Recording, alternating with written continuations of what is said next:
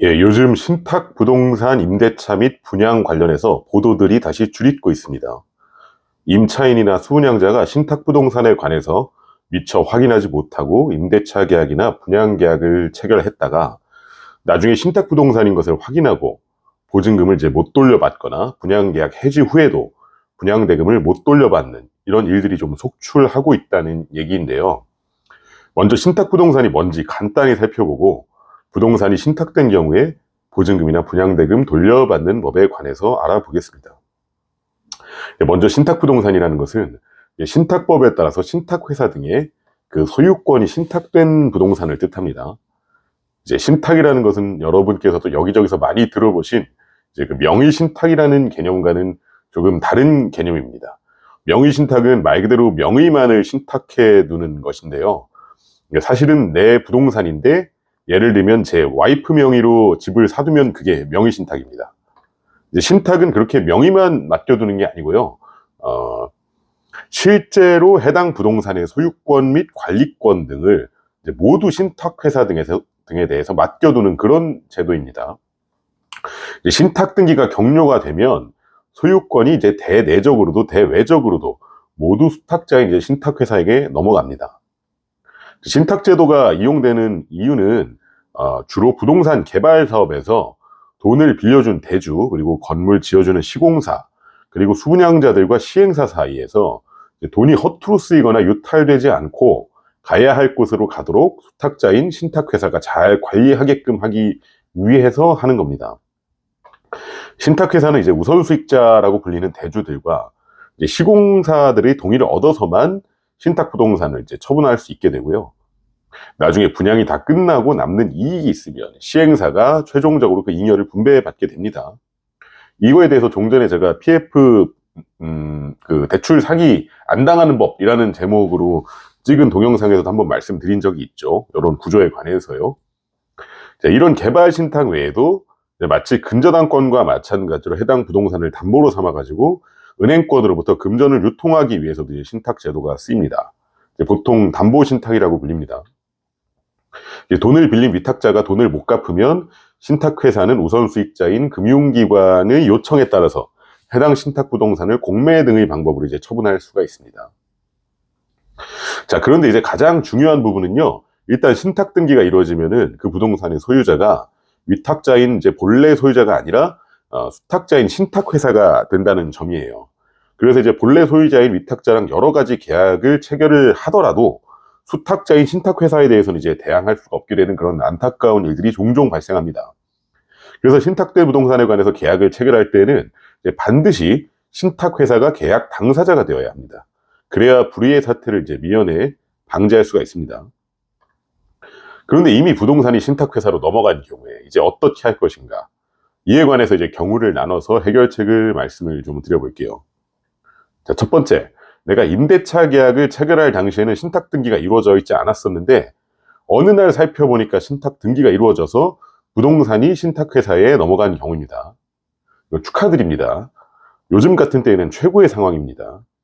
왜냐하면 이제 주택임대차보호법이나 상가건물 임대차보호법에서 임차인이 전입신고 또는 이제 사업자 등록과 계약서의 확정일자를 얻은 후에는 소유자가 변경이 되면 신소유자가 기존 소유자인 임대인의 임대인으로서의 지위를 포괄 승계하기 때문입니다. 이 경우에는 그래서 이제 임대인이 종전 소유자가 아니라 신탁회사예요.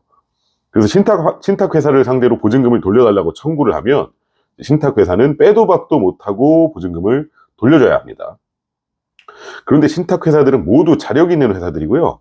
그 뒤에는 모두 거대한 금융 지주사들이 존재하고 있거든요. 그래서 이런 경우에는 보증금을 받아내기에는 오히려 훨씬 더 유리해진다는 겁니다. 자, 두 번째, 원래부터 신탁된 부동산에 관해서 임대차 계약을 체결한 경우, 이 경우라면 이제 크게 세 가지로 나뉩니다. 먼저 신탁회사가 계약 당사자를 입회해서 날인한 경우, 이런 경우는 잘 없죠. 그런데 뭐 이런 경우라면 걱정 안 하셔도 되겠죠. 신탁회사가 계약 당사자니까요. 직접 청구하시면 됩니다. 두 번째, 본래 소유자인 위탁자와 임대차 계약을 체결하긴 했지만 신탁계약상 위탁자에게 임대차 계약 체결에 관한 권리가 유보돼 있고 이에 관해서 신탁계약에서 이제 보증금 반환에 관한 내용을 상세히 정해놓은 경우들이 있어요. 이런 경우라면은 임대인의 임대차 계약 체결이 문제가 안 돼요. 그리고 이제 신탁계약이나 자금관리 대리사무계약에서 정해놓은 바에 따라서 임대인이 신탁회사에 대해서 자금 집행을 요청할 수 있는 경우가 있습니다. 이런 경우에는 이제 계약서의 내용마다 좀 달라지는데요.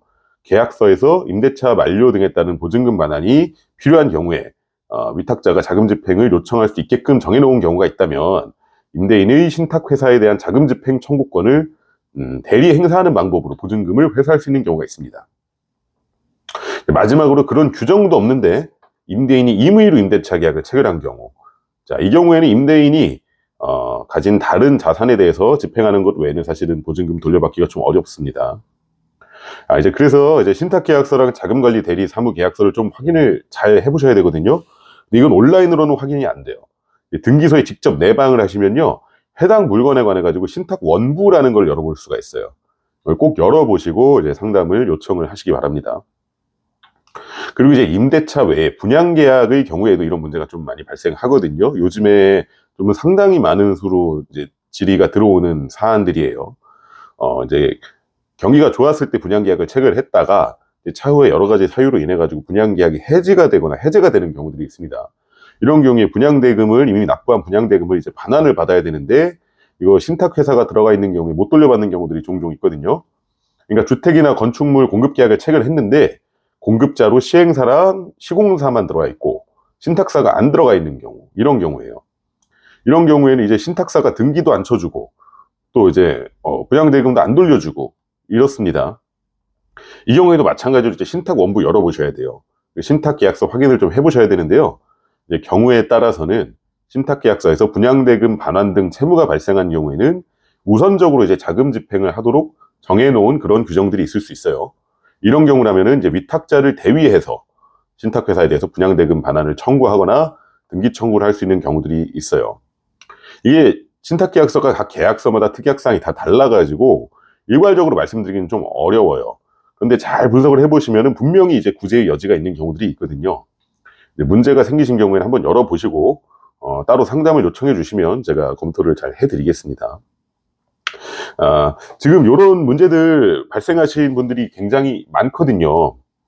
근데 지금 대부분의 경우에는 좀 요거에 대한 좀 그 해결법이 공유가 많이 안 되어 있는 것 같아요. 그래서 지금 뭐 말도 많고 뭐 빼도 박도 없이 그냥 당한다 뭐 이렇게 생각하고 계신 분들도 많은 것 같은데 생각보다는 구제의 여지가 있을 수가 있으니까 꼭 한번 살펴보시고 검토해 보시기 바랍니다. 감사합니다.